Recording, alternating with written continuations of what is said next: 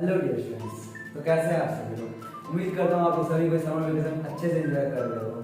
साथ ही साथ एंजॉयमेंट के साथ पढ़ाई भी चलती रहनी चाहिए, इसी वजह से ये वीडियो बना रहा हूँ। तो आज का आप चैप्टर पढ़ने वाले हैं एक्सपोनेंट्स। एक्सपोनेंट्स के बारे में कुछ लॉ है, कुछ नियम है, उसको लेकर डिस्कशन होगा पूरी क्लास में। ठीक, तो शुरू करते हैं, ज़्यादा देर नहीं करते आप लोगों का। ठीक, तो सबसे पहले हम लोगों का जो हम लोग जानने वाले हैं वो है लॉ ऑफ एक्सपोनेंट।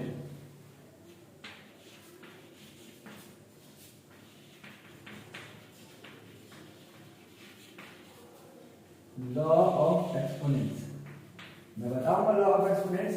उसके पहले ये एक्सपोनेंट्स क्या है वो थोड़ा सा एक्सप्लेन कर दूं, फिर सारे लॉ को मैं वन बाय वन आपको क्लियर करता हूं। ठीक है, अलजेब्रा में एक्सपोनेंशियल नंबर कुछ इस फॉर्म में दिखाई देते हैं आप लोगों को, a to the power m। ध्यान दीजिए यहाँ पे ये a to the power m, इसको ऐसे पढ़ते हैं a raise to the power m, हम शॉर्ट में a to the power m बोल देते हैं। यहाँ पे जो ये a है, यहाँ पे जो ये a है आपको दिख रहा है a, ये कहलाता है हम लोगों का बेस। क्या कहलाता है? बेस कहलाता है। और ये जो यहाँ पे इसके माथे पर लिखा हुआ ये जो है ये m, ये कहलाता है पावर। ओके, इस पावर का ही एक और नाम है जिसको बोलते हैं हम लोग एक्सपोनेंट। बात समझ में आ गया ना? ये एक्सपोनेंट क्या है समझ में आया आप लोगों को? ये है एक्सपोनेंट। इसी का और एक नाम है, और एक नाम हाँ है बाबू, देख लो, इसको बोलते हैं index. Power, exponent, index, all are the same things, सभी का सब सेम है। हम लोग ज्यादातर वर्ड पावर यूज कर लेते हैं, अच्छा लगता है इजी इसलिए। खैर कोई नहीं, पावर एक्सपोनेंट सब एक ही है, आप लोग को बात समझ में आ रही होगी। ठीक, नाम ही है और कुछ नहीं है। और इस पूरे फॉर्म को कहते हैं, ये पूरा फॉर्म कहलाता है हम लोगों का एक्सपोनेंशियल। एक्सपोनेंशियल अगर ये नंबर है तो एक्सपोनेंशियल नंबर, फॉर्म बोले तो एक्सपोनेंशियल फॉर्म, एक ही बात है, एक ही मतलब है। बात समझ में आया आप लोगों को? ये कोना में जो है ये पावर, एक्सपोनेंट, इंडेक्स, तीनों एक ही नाम है। हम लोग पावर वर्ड ज्यादातर यूज करेंगे। ठीक है, जान करके इसको एक्सपोनेंट भी कहते हैं। और किसको कहते हैं, कहां पे रहता है? ये बेस के पावर में, यानी कि थोड़ा सा ऊपर माथे पे लिखा रहता है। ऑलराइट, उम्मीद है ये चीज आप लोगों को समझ में आती है। आ गई बात समझ में, बेस और पावर। अगर ये बात समझ में आ गई तो अब आप लोग पूरी तरह से तैयार हो इस एक्सपोनेंट के, यानी कि इस पावर के लॉ को जानने के लिए। ठीक, तो जो सबसे पहला लॉ है वो क्या है? वेरी सिंपल नंबर, ये लॉ नंबर 1 है आप लोगों का। अगर a to the power n है, इसका ये मतलब है कि जो a है ये मल्टीप्लाई में है। कैसे मल्टीप्लाई में है? a इंटू a ऐसे करते करते पूरा n टाइम्स तक मल्टीप्लाई में है। कैसे, थोड़ा सा एक्सप्लेन करूं? इस एग्जांपल देता हूं, एग्जांपल से आपको अच्छा समझ में आएगा। देखिए, जैसे मैं बोला 5 टू दी पावर 3 है, 5 टू दी पावर 3 है, इसका ये मतलब है ये 5 जो है 3 टाइम्स मल्टीप्लाई में, 5 इंटू 5 इंटू 5। बात समझ में आएगा? अगर मैं लिख रहा हूं 10 के पावर में 4, 10 टू दी पावर 4, 10 हमारा क्या है? बेस, 4 क्या है? Power, exponents. ठीक है ना? तो ये 10 का पावर 4 ये क्या कह रहा है? ये कह रहा है कि जो हमारा 10 है 4 टाइम्स इंटू में, 4 टाइम्स मल्टीप्लाई में, कुछ ऐसे लिखेंगे इसको, 10 इंटू 10 इंटू 10 इंटू 10, 4 टाइम्स। ठीक वैसे ही a का पावर n है, where n is any integral, where n is any real number, any real number ना बोल करके पॉजिटिव इंटीजर बहुत ज्यादा चलेगा। any positive integer, any positive integer. ठीक, एन कोई भी पॉजिटिव है, 1 2 5 10 100 2000 एनीथिंग, ठीक है ना। ए का पावर में एन रहेगा, मतलब ए एन टाइम्स मल्टीपल में ए बिल्कुल इसी की तरह। समझ में आ गया। ये था हम लोगों का वेरी बेसिक एक्सपोनेंट का वेरी बेसिक लॉ, सबसे इजी। ये हम लोग 6 7 में भी सीख जाते हैं, लोग 6 में भी सीख लेते हैं। देखो दूसरा लॉ की बात करते हैं। पहला लॉ उम्मीद है समझ में आ गया होगा। दूसरा लॉ क्या है हम लोगों का, ये बड़ा इंटरेस्टिंग है, मेरा फेवरेट है। पता है क्या, किसी भी नंबर के पावर में अगर 0 हो जाए ना तो उसका वैल्यू 1 होता है ना इंटरेस्टिंग। कोई भी नंबर ले लो, कोई भी any integer, any real number, अगर उसके पावर में आपका 0 आ जाता है तो उसका जो वैल्यू होगा वो पूरी तरह से 1 होगा। कितना होगा, 1। जैसे एग्जांपल दो, इसका एग्जांपल देखिए, इसका एग्जांपल देखिए, मैं लिखूं कोई नंबर लो अपना मन का, 5 7 6 9 2, मैं इतना बड़ा लिखा, इसके पावर में अगर गलती से भी 0 आ गया तो आप जानिएगा इसका वैल्यू होगा 1। बात समझ में आया। तो ये रूल नंबर 1, रूल नंबर 2 आप लोगों को क्लियर हुआ। बात करते हैं रूल नंबर 3 का। ए के पावर में m और इस पूरे के पावर में n। जब कभी भी कोई एक पावर के ऊपर एक और पावर आ जाए, जब कभी कोई एक पावर है उस पावर के ऊपर एक और पावर आ जाए तो पावर से पावर का मल्टीप्लाई हो जाता है। जैसे a टू द पावर ये हो जाएगा m इंटू n। कैसे हो जाता है, क्या हो जाता है, इस चीज को भी थोड़ा सा एग्जांपल से देख लेते हैं। एग्जांपल से बातें अच्छी समझ आती है। इसका एग्जांपल देखिए, बड़ा मजेदार है। मैं लिया 5 टू द पावर 2, इस पूरे के पावर में मैंने लिया 3। अगर इसको हमको कन्वर्ट करना होगा एज अ सिंगल पावर तो कैसे करेंगे, देखिए 5 हमारा 5 रहेगा, बेस में हमारा 5 है, ये एक पावर है और पावर के ऊपर एक और पावर आ गया 3। जब ब्रैकेट हटाएंगे तो ये पावर का इस पावर से हो जाएगा मल्टीप्लाई, 2 का 3 से मल्टीप्लाई होता क्या आएगा, 2 3 जा 6। बात समझ में आया कि नहीं आया, ये हो गया। अच्छा ये एक ही रहेगा तो होगा क्या, देखिए एक और एग्जांपल, अगर मैं ले रहा हूं 7 के पावर में 2 है, इसके पावर में 4 है और फिर इस पूरे के पावर में 5 है। पावर के ऊपर पावर, उसके ऊपर और एक पावर। अब क्या करें, सेम लॉ सेम नियम, कुछ चेंज नहीं, ब्रैकेट हटेगा, पावर से पावर का मल्टीप्लाई होता जाएगा। 7 टू दी पावर हो जाएगा 2 into 4 into 5। Your final answer is 7 to the power 2 4 8 8 5 40, 7 to the power 40। This one is your final answer. Clear है आप लोगों को, उम्मीद है ये रूल नंबर 3 आप लोगों को अच्छे से क्लियर हो गया होगा, ये सारे एग्जांपल्स को देखते हुए। ठीक, बात करते हैं रूल नंबर 4 का। ये क्या है, इंटरेस्टिंग है, इंपॉर्टेंट है, इसमें बहुत सारे सवाल होते हैं। अगर बेस सेम हो और वो मल्टीप्लाई में हो तो पावर्स ऐड हो जाते हैं। क्या होता है, पावर ऐड हो जाते हैं, कुछ इस तरीके से।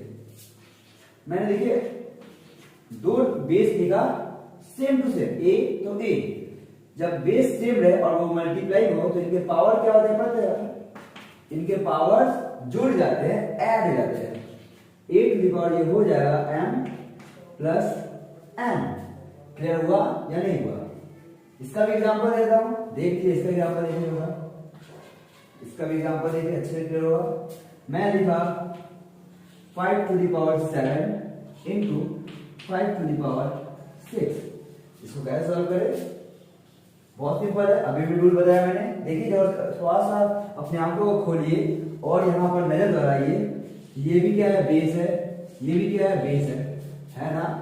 जब बेस सेम है और ये मल्टीप्लाई में है, पावर क्या होगा, पावर का क्या होगा, पावर जुट जाएगा, ऐड हो जाएगा। ये कुछ इस तरीके का बन जाएगा, 5 to the power 7 plus 6। The final answer is 5 to the power 7 6 कितना था जब number 30, 5 to the power 30 answer. Clear हुआ ना। एक और एग्जांपल देंगे, चलिए इधर कौन सा नंबर लिया जाए, चलिए हमारा फेवरेट नंबर 10 लेते हैं। 10 टू द पावर 4 है यहाँ पे, इंटू 10 टू द पावर 3 है यहाँ पे। आप लोग बताइए इस बार इसका आंसर क्या होगा? 10 टू द पावर 4 प्लस 3। क्यों पावर ऐड क्यों हो रहा है? पावर ऐड क्यों हो रहा है? बेस सेम है और वो मल्टीप्लाइंग है। बेस सेम रहे और मल्टीप्लाई रहे तो पावर ऐड रहता है। क्या होता है? ऐड। 4 प्लस 3 कितना हो गया? वो 10 टू द पावर 7। क्लियर हुआ या नहीं हुआ? उम्मीद है पूरी तरह से क्लियर हो गया होगा। ये रूल पर अच्छे तरीके से समझ में आ गया होगा। जब ये रूल समझ में आ गया होगा तो ये भी रूल देख लीजिए सभी सर, ये भी मजा इसीलिए आता है। इसमें क्या होता है? बेस तो सेम रहता है बट डिवाइड में रहता है। इस केस में क्या करेंगे? याद रखिएगा ये लॉ कहता है हमारा, अगर बेस सेम हो और वो डिवाइड में हो तो पावर सब्ट्रैक्ट करते हैं। क्या करते हैं? पावर सब्ट्रैक्ट करते हैं। इसका मतलब ये हुआ कि हमारा ये जो बनेगा वो क्या बनेगा? a to the power m minus n। Clear हुआ कि नहीं हुआ? देख लीजिए बेस सेम डिवाइड में पावर सब्ट्रैक्ट हो जाएगा। पावर क्या हो जाएगा? सब्ट्रैक्ट हो जाएगा, माइनस होगा m माइनस n। इसका एग्जांपल देखिए। चलिए मैं लेता हूं फिर से। इस बार क्या लेते हैं? 6 लेते हैं। 6 to the power 12 into divide ना, डिवाइड 6 टू दी पावर 5। ध्यान दीजिएगा बेस हमारा सेम है, 6 बेस में हमारा सेम इंटीजर है और ये डिवाइड में है। जब बेस सेम है और डिवाइड में है पावर करते हैं सब्ट्रैक्ट। क्या करते हैं? सब्ट्रैक्ट। तो ये क्या होगा answer? 6 to the power 12 minus 5। 12 minus 5। Alright, 12 से 5 माइनस किया जाए तो कितना आता है बाबू? 7। यस 7 आता है। 6 टू दी पावर 7। क्लियर हुआ कि नहीं हुआ? क्लियर हो गया।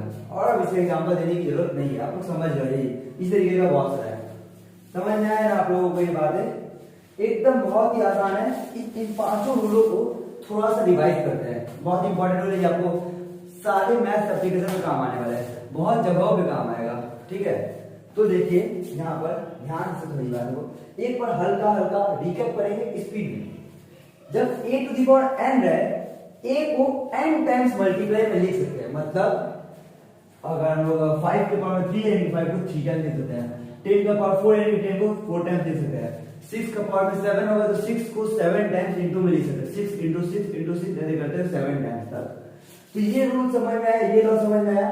दूसरा लॉ, किसी भी नंबर के पावर में 0 उसका वैल्यू होता है 1, which is very easy and very important. क्या? बहुत आसान, बहुत ही इंपॉर्टेंट है। ये क्या बोल रहा है? कोई नंबर है उसके पावर में अगर 0 हो जाए तो उसका वैल्यू, न्यूमेरिकल वैल्यू 1 होता है। इंपॉर्टेंट है, इजी है, मजेदार है ना? चलो और क्या है? जब पावर के ऊपर एक पावर आ जाए तो ये बेसिकली हम लोग रूल यूज करते हैं। जब हम लोगों को बहुत सारे पावर्स आ जाते हैं ना तो उनको एक सिंगल पावर में कन्वर्ट करना होता है, तो उस वक्त इस लॉ को हम इस्तेमाल कर लेते हैं। क्या करते हैं? जब पावर के ऊपर पावर रहता है तो पावर से पावर का मल्टीप्लाई रहता है। तो अल्टीमेटली हुआ क्या? a to the power m into n, power से पावर का मल्टीप्लाई। इसका एप्लीकेशन यहाँ पे एग्जांपल्स में दिया हुआ है। 5 स्क्वायर है और उसके पावर 3 है। पावर के ऊपर एक और पावर हुआ क्या? पावर से पावर का मल्टीप्लाई। 2 इंटू 3, 2 3 6। क्लियर हो गया? और एक देख लीजिए एग्जांपल यहाँ पे 7 का स्क्वायर है, इसके ऊपर और एक पावर 4 है, इसके ऊपर और एक पावर 5 है। पावर के ऊपर पावर, उसके ऊपर और पावर, पावर पे पावर चलता गया। इसको कन्वर्ट करना होगा सिंगल पावर में, तो क्या करेंगे? देख लो क्या करेंगे। यहाँ पर 7 के पावर में पावर पर मल्टीप्लाई 2 इंटू 4 इंटू 5, 2 4 8, 8 9 40। क्लियर हुआ?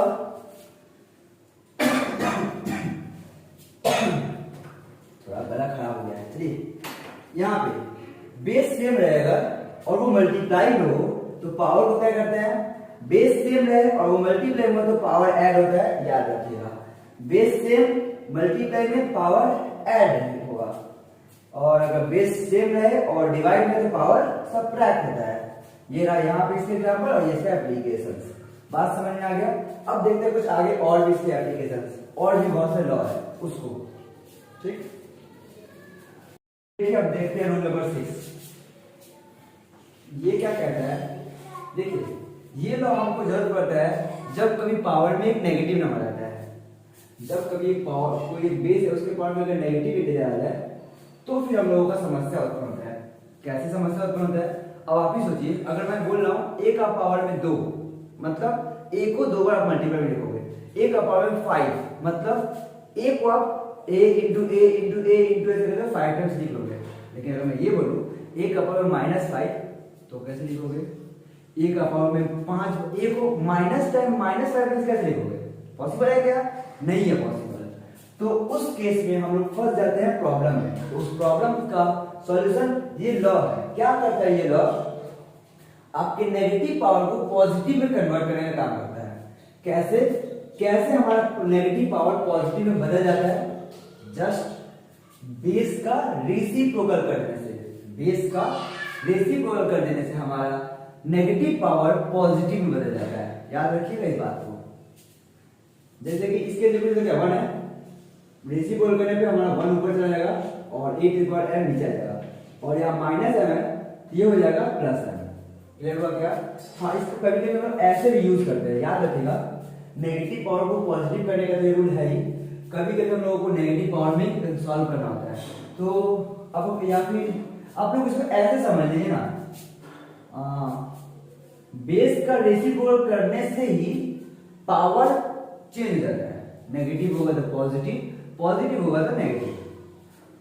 अगर हम लोग जैसे कि यहाँ पे देखिए, यहाँ पे वैसे दिया हुआ है a to the power -m ऐसे दिया हुआ है ना, जस्ट रेसिप्रोकल कर दो।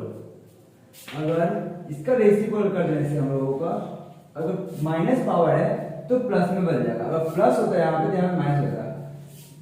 और एक फॉर्म देख रहे हैं आप इसका, a to the power +m है। इसका अगर रेसिप्रोकल तो क्या होगा? 1/a to the power -m। कहने का मतलब ये है, ये मैंने इतना सारा फॉर्म इसलिए दिखा दिया, हम लोग सभी का यूज करने वाले हैं। सम्स के अकॉर्डिंग प्रॉपर्टी को यूज करेंगे। क्या है प्रॉपर्टी? अगर आप बेस का रेसिप्रोकल करते हो, बेस का रेसिप्रोकल करते हो, पावर अल्टर रहता है, पावर चेंज रहता है। कैसे चेंज रहता है? Negative is converted into positive and positive is converted into negative. Negative power है तो पॉजिटिव बन जाएगा, अगर पॉजिटिव पावर है तो नेगेटिव बन जाएगा। ये भी एक बताइए, नेगेटिव है उल्टा के पॉजिटिव रहता है। क्लियर हो गया? ये प्रॉपर्टी बहुत इंपॉर्टेंट है, याद रखिएगा। अच्छा, ये ऐसा रहा तो ठीक है, अगर इस तरीके का तो एक और देख लो, बेस आपका फ्रैक्शन में रहा तो a/b whole to the power -m। अगर ऐसा है तो कैसे करेंगे? सेम लॉ हो, लॉ में कोई चेंजेस नहीं है। आप क्या करो, बेस का रेसिप्रोकल कर दो, बेस का रेसिप्रोकल। a/d को अगर हम लोग b/a कर देते हैं तो नेगेटिव पावर बन जाता है पॉजिटिव का पावर। समझ में आया ना? इसको हम लोग रिवर्स भी कभी करते हैं। अगर मतलब ऐसा दिया हुआ है b/a to the power b/a to the power whole to the power m, ऐसा दिया हुआ है b/a whole to the power m, तो जरूरत पड़ने पर हम इसको पॉजिटिव को नेगेटिव में बदलते हैं जब सम का डिमांड होगा। तो b/a है, इसको रेसिप्रोकल करने का क्या हो जाएगा हम लोगों का? a/b +m बन जाएगा हमारा -m। मैं बस इतना आपको सिखाना चाहता हूं कि बेस को अगर आप रेसिप्रोकल कर दो, बेस को अगर आप रेसिप्रोकल कर दो तो पावर का साइन चेंज होता है। अगर वो नेगेटिव होगा तो पॉजिटिव, पॉजिटिव होगा तो नेगेटिव। कब कौन सा बदलेंगे? It is totally depends on the sums. Sums के डिमांड पे हम लोग ये सब काम करेंगे। बस सीख के रखो कि ऐसा होता है और ऐसा हम कर सकते हैं। और इसका एग्जांपल्स मेरे ख्याल से नहीं देगा, आप लोग समझ लो। ओके, तो अब देखते हैं रूल नंबर 8। आप रूल नंबर 7 सीख लिए, रूल नंबर 8 सीख लिए। अब है हमारा रूल नंबर 8। याद रखिएगा, a to the power m is equal to b to the power m। चलिए पहले ये वाला बताता हूं, पहले ये वाला बताता हूं। ये लो a to the power m और a to the power n। हाँ, ये ठीक है। देखिए ये रूल क्या है, अगर हमारा बेस सेम है लेकिन बीच में इंटू और डिवाइड होने की वजह क्या है, हमारा इक्वल टू है। बेस सेम रहे बेस सेम रहे और वो इक्वल टू में हो तो याद रखिएगा पावर भी इक्वल होता है।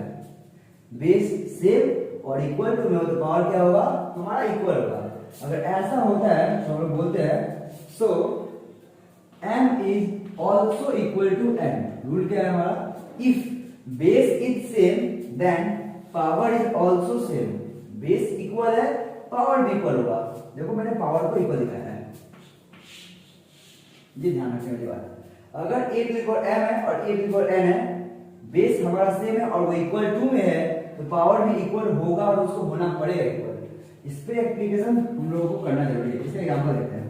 इसका एग्जांपल जैसे कि मैं बोल रहा हूं 2 टू द पावर x है और यहां पे लिखा हुआ है 2 टू द पावर 5। ध्यान दीजिएगा, अगर हमारा बेस सेम है और वो इक्वल टू में है, इसका मतलब ये है कि पावर भी सेम होगा, पावर भी सेम होगा। तो यहां से हमको समझ में आएगा so x is also equal to 5। x is equal to 5। बात समझ में आ गया। बेस अगर सेम है और वो इक्वल टू में तो पावर को इक्वल होना पड़ेगा, तभी ये इक्वालिटी मेंटेन कर पाएगा। बात समझ में आया ना। और ये प्रॉपर्टी एक्सपोनेंट का ये प्रॉपर्टी हम लोग यूज करते हैं जब कभी कोई इक्वेशन हम लोगों को सॉल्व करने को देगा, उसमें पावर में वेरिएबल रहेगा, जैसे कि यहाँ पे है, ठीक है ना। तो मैंने बहुत ही इजी सा सिंपल से एग्जांपल लिया है। ऐसा आपको बहुत सा समझ मिलेगा आपको, उसमें ऐसा इतना सिंपल नहीं रहेगा, लेकिन अल्टीमेटली मेन फंडामेंटल बात यही है कि हम लोग को यही करना है। बेस को सेव करेंगे, दोनों तरफ इक्वल टू दिखाएंगे, पावर को सेव करके जो भी वेरिएबल होगा उस वेरिएबल का वैल्यू हम लोग निकाल लेंगे। ठीक है, सम्स करेंगे उसमें देख लेंगे अच्छे से। तो अभी आप लोगों को ये रूल समझ में आ गया। ये लॉ क्या कहता है, बेस सेम हो इक्वल टू में हो तो पावर क्या होगा सेम होगा। ओके, इसी का एक और रूल है, इसी का रिवर्स रूल है, समझ सकते हो आप। अगर आपका जो मैं इससे पहले लिख दिया था a to the power m है और b to the power m है, अगर पावर सेम हो जाए और वो इक्वल टू हो तो याद रखिएगा बेस भी सेम होगा। पावर सेम हो गया और वो इक्वल टू में है तो बेस भी सेम होगा। So a is equal to b, a is equal to b। बात समझ में आया। अगर a to the power m है और b to the power m है, ध्यान दीजिए यहाँ पे पावर पे नजर लगाइए, यहाँ भी पावर m है, यहाँ भी पावर m है। अगर पावर सेम रहता है और वो इक्वल टू में है तो बेस को इक्वल होना पड़ेगा, बेस भी इक्वल होगा। a is equal to b, समझ में आया। जैसे मैं यहां लिख रहा हूं x to the power 5 is equal to 3 to the power 5। ध्यान दीजिएगा, x to the power 5 equal to 3 to the power 5।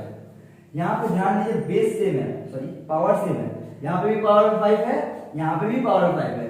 जब दोनों जगह पावर सेम हो गया, पावर सेम है, तो बेस क्या होगा, बेस भी सेम होगा। इसके बाद हम लिख सकते हैं x इज इक्वल टू 3। कुछ होशियार लोग हैं वो सोचेंगे वो 5 कट गया, वो कटता नहीं है एक्चुअल में। बाय रूल हम लोग जानते हैं कि अगर पावर सेम है तो बेस को सेम हम लोग लिख सकते हैं, बोल सकते हैं, और वो होता भी है। इसीलिए हम लोग डायरेक्ट इसको काटेंगे नहीं, बस दिखा देंगे कि x इज इक्वल टू 3। 5 अपने आप अदृश्य हो जाएगा, वैनिश हो जाएगा, गायब हो जाएगा। बात समझ में आ गई ना, तो वेरी गुड। अब बात करते हैं रूल नंबर 10 का। हाँ, इस प्रॉपर्टी को हम लोग यूज करने वाले हैं सम्स सॉल्व करने वक्त। कभी कभी इस प्रॉपर्टी में बहुत सारे बच्चे गलती करते हैं। क्या गलती करते हैं, मैं प्रॉपर्टी बताने के बाद बताऊंगा। देखिए प्रॉपर्टी क्या है, a के पावर m है इंटू b के पावर m है। सर ये क्या प्रॉपर्टी बता रही है, यानी बेस सेम है तो पावर तो कुछ होगा ही नहीं। देखिए बता रहा प्रॉपर्टी क्या है, ये a और b बेस तो सेम नहीं है लेकिन इनटू में है, एक चीज का सेम है, क्या है वो, पावर। पावर सेम है, यहां पे भी m है पावर में, यहां पे भी m है पावर में। प्रॉपर्टी ये है कि अगर पावर सेम हो और वो इनटू में हो तो पावर को कॉमन लिया जा सकता है। पावर हम लोग कॉमन ले सकते हैं, मतलब इस चीज को ऐसे लिख सकते हैं, a into b whole to the power m। देखिए मैंने दोनों m को कॉमन लेकर के ऊपर में यहां पर लिख दिया है। बात समझ में आया, ये देखिए। और जरूरत पड़ने पर जरूरत पड़ने पर इसी पावर को वापस से इसमें डिस्ट्रीब्यूट भी किया जा सकता है। मतलब कि ब्रैकेट खोलेंगे ये m a पे भी आ जाएगा b पे भी आ जाएगा, जैसा था बिल्कुल वैसा भी हो सकता है। मतलब ये इनटू डिवाइड में, इनटू में और डिवाइड भी और डिवाइड भी, डिवाइड वाले फॉर्म में लिख लो। तो फिर दोनों केस में उसका रिवर्स में दिखा दूंगा। यहाँ पे a to the power m है divided by b to the power m, अगर a to the power m divided by b to the power m। यहाँ पे देखिए पावर सेम है और डिवाइड में है, पावर सेम है और डिवाइड में है, पावर को कॉमन लिया जा सकता है। इसको हम लोग लिख सकते हैं कुछ इस तरीके से a divided by b whole to the power m। यहाँ वाला पावर और यहाँ वाला पावर, दोनों पावर को मैंने कॉमन लेकर के यहाँ पर लिख दिया। ठीक, तो देखिए ये बात समझ में आ गई होगा आप लोगों को। और इसका रिवर्स रूल क्या है? रिवर्स रूल ये है कि इनटू और डिवाइड में जैसे हम लोग पावर को कॉमन ले रहे हैं, ठीक वैसे ही अगर जरूरत पड़े तो वापस से डिस्ट्रीब्यूट भी कर सकते हैं। वापस इस m को इसको और इसमें दोनों वापस दे सकते हैं, कुछ इस तरीके का। ये वापस से ऐसे लिखा जा सकता है a to the power m into b to the power m। यहाँ पे डिवाइड वाले में a to the power m divided by b to the power m। बात समझ में आया ना? एक और बात डिवाइड के लिए मैं बताना चाहूंगा आप लोगों को। डिवाइड का ये फॉर्म आपको सम सॉल्व करने में बहुत कम ही दिखाई देगा, इसीलिए मैं इसका एक और रूप, एक और तरीका, एक और फॉर्म दिखा दे रहा हूं। वो क्या है? वो इसको इस तरीके से लिख के दिखाएगा a to the power m by b to the power m। ध्यान दीजिएगा ये भी एक डिवाइड का ही फॉर्म है, ये वाला भी एक डिवाइड ही है, a to the power m divided by b to the power m। इसको मैं ऐसे लिख सकता हूं, ये दोनों m को कॉमन लेकर के इस तरीके से लिख सकता हूं a by b whole to the power m। और वापस इसको रिवर्स जरूरत पड़ने पर वापस इसको डिस्ट्रीब्यूट भी किया जाता है। क्या कैसे कर सकते हैं? अगर मान लो अगर ऐसा है a by b whole to the power m है, तो इसको जरूरत पड़ने पर m a और b दोनों में डिस्ट्रीब्यूट किया जा सकता है, a to the power m divided by b to the power m। बातें समझ में आई है? ये लॉ समझ में आया है? बहुत ही इंपॉर्टेंट है और बहुत ही ज्यादा इंपॉर्टेंट इसलिए है क्योंकि इसमें बच्चे गलती करते हैं। ये जो पावर कॉमन लेने वाला कॉन्सेप्ट है वो केवल मल्टीप्लाई और डिवाइड होता है, मल्टीप्लाई और डिवाइड होता है। अगर आप ये प्लस और माइनस में इस तरह करने जाओगे तो गलत जाएगा। प्लस माइनस में पावर कॉमन नहीं दिया जाता, अगर सेम हो तो भी, पावर सेम है तो भी कॉमन लिया नहीं जा सकता। प्लस और माइनस में इसको याद रखिएगा, इनटू डिवाइड में लिया जा सकता है कॉमन। अब हम लेते भी है और अपने एप्लीकेशंस को इजी तरीके से सॉल्व भी करते हैं, लेकिन इनटू और डिवाइड में कॉमन भी लेते हैं और डिस्ट्रीब्यूट भी करते हैं। ठीक, इस लॉ को अच्छे समझिएगा। ओके, इसके बाद और एक छोटा सा लॉ है वो बताता हूं। क्या है आपका? ये हल्का सा अलग टाइप का रूल है, इसलिए इसको अच्छे समझिएगा। आप लोगों ने ये स्क्वायर रूट निकालना सीखा होगा। स्क्वायर रूट ऑफ समथिंग, मैं a एज्यूम कर रहा हूं, सपोज करो a है ना। ये स्क्वायर रूट है। स्क्वायर रूट का शुरुआत है 2 से होता है, यहाँ पर कुछ नहीं निकालते 2 है। इसके बाद जो रूट आता है वो आता है आपका क्यूब रूट। यहाँ पे लिखूंगा क्यूब रूट ऑफ a। इसके बाद रूट में बोलूं तो फोर्थ रूट ऑफ a। अब इन सभी को समझते हुए हम लोग जनरल रूट लिखेंगे nth रूट ऑफ a। देखिए क्या कहता है रूट सारा। स्क्वायर में 2 लिखने की जरूरत नहीं पड़ेगी, रूट का शुरुआत ही स्क्वायर से होता है, इसलिए यहाँ पे 2 लिख के दिखाने की जरूरत नहीं होती है। हाँ, क्यूब से भी लिखना पड़ता है, यहाँ पे क्यूब रूट, ये फोर्थ रूट, ये फिर ये मैंने nth रूट लिखा है इन जनरल nth रूट। हाँ, तो ये रूट क्या है? Root is a kind of power. Root एक टाइप का पावर है। कैसा पावर है वो समझाऊं? तो अगर ये स्क्वायर रूट है, इसका ये मतलब है कि ये a के पावर में 1/2 है। एक्चुअली यहाँ पे 2 था इसलिए 1/2 बना पावर में। स्क्वायर रूट का मतलब पावर में 1/2। क्यूब रूट का मतलब a के पावर में 1/3। बात समझ में आया? अगर फोर्थ रूट है इसका क्या मतलब हुआ, मैंने अभी भी बताया, स्क्वायर था इसलिए 1/2 हुआ, क्यूब था इसलिए 1/3 हुआ, 3 हुआ। अगर यहाँ पे 4 है तो 8 टू द पावर क्या हो जाएगा 1/4। ऑब्वियसली हम समझ गए, आप लोग भी समझ गए बात, ठीक है। तो हम लोग क्या सीखे इस चीज से, हम लोग समझे कि रूट एक टाइप का पावर है। कैसा पावर है, जिस चीज का रूट है अगर वो स्क्वायर रूट है तो पावर में 1/2 है, क्यूब रूट है तो पावर में 1/3 है, फोर्थ रूट हुआ तो पावर में 1/4 हुआ। बात समझ में आया? ओके, तो अगर इसी को देखते हुए अगर उनको इसको लिखना हुआ तो क्या लिखूंगा, ये इन जनरल यही है, इन जनरल ये लॉ होता है हम लोग का। ये लॉ समझाने के लिए मैंने एग्जांपल आपको समझाया कि अगर मैं nth रूट ऑफ a लिखता हूं तो इसका मतलब यह है कि a to the power a का पावर में है 1/n। बात समझ में आया? रूट एक तरह का पावर है। कैसा पावर, स्क्वायर रूट का मतलब है पावर में 1/2, क्यूब रूट का मतलब हो गया 1/3, फोर्थ रूट का मतलब है 1/4। इसी तरीके से nth रूट का मतलब हुआ a to the power 1/n। और यहां पे हम लोगों का लॉ ऑफ एक्सपोनेंट का द एंड होता है, ठीक है। लेकिन लेकिन लेकिन हल्का सा एडवाइस आपको, ये एक्सपोनेंट में कहां गड़बड़ी होता है थोड़ा मैं बता दूं। जो आप लोग लिखते हो ना एक्सपोनेंट के सम में लिखने वक्त एक छोटा सा बात का ध्यान रखिएगा, जब आप नंबर्स को लिख रहे हो तो ये हम लोगों को समझ में आना चाहिए कि ये बेस लिखा हुआ है और ये पावर लिखा हुआ है। बेस और पावर में डिफरेंस समझ में आना चाहिए। आप लोग कुछ ऐसे लिख दो, अगर मान लो ऐसे लिखा है, हमको लिखना है 5 टू द पावर 7 इंटू 2 के पावर में 3, ऐसा कुछ नंबर है, ये एक्सपोनेंशियल नंबर्स है, ये लिखा हुआ है तो मैंने तो सही ढंग से लिखा हुआ है। कुछ अच्छे बच्चे ऐसे लिखते हैं, मुझे बता रहा हूँ, इसी को लिखना है तो ऐसे लिखते हैं 5 to the power 7 into 2 to the power 3। देखते ही देखते अगले दूसरे तीसरे लाइन में ये 5 टू द पावर 7 बन जाएगा 57 और 2 टू द पावर 3 बन जाएगा 23, पूरा बगल में आ जाएगा।